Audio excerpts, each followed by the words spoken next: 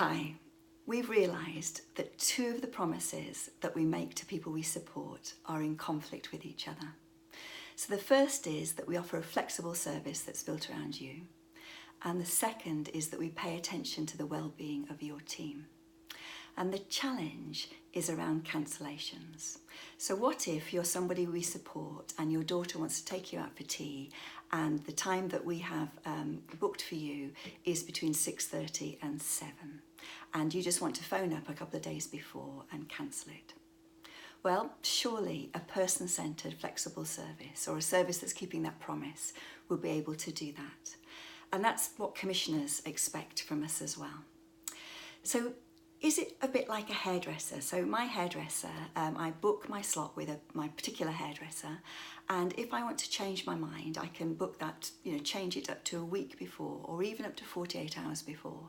But if I want to change it after 48 hours, they expect me to pay a cancellation charge of the full amount, and I know that, and that's fine. And I guess that hairdressers work on the basis that they will be able to fill any available slots that people cancel or change up until about 48 hours earlier, and that's how their business model works. Or is it more like a nursery? So when my girls were in nursery, if I booked 3 morning sessions, and my contract and agreement with the nursery was 3 morning sessions, say Monday, Tuesday and Wednesday, and I wanted to take a day off and go out with one of my daughters instead of using nursery, I had to still pay, because their argument was, well, we still have to pay the staff, we're expecting you to come in. If you don't turn up, we still have to pay the same number of staff. So I knew that if I wanted to make changes, I would still have to pay, and that was the arrangement. And actually, if you're paying people on a 0-hour contract and somebody wants to change it at short notice, well, if you're a provider that does that, that's okay. You don't pay the staff member, and that the service doesn't take place between 6:30 and 7 or wherever it is that the person wants to cancel. But we don't think 0-hour contracts are good for the well-being of our team. And one of the things that we've been trying to do differently in well-being teams is pay people for an entire shift. And we organise that in a 2-week rolling rota.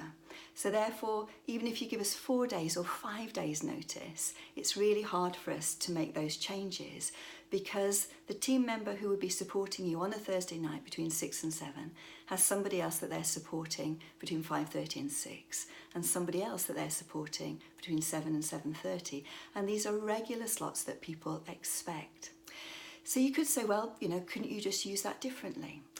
So if you have a meeting cancelled today, I'm sure there are other things that you can do to fill that time that relate to your work. And of course, you'll still be paid for that time.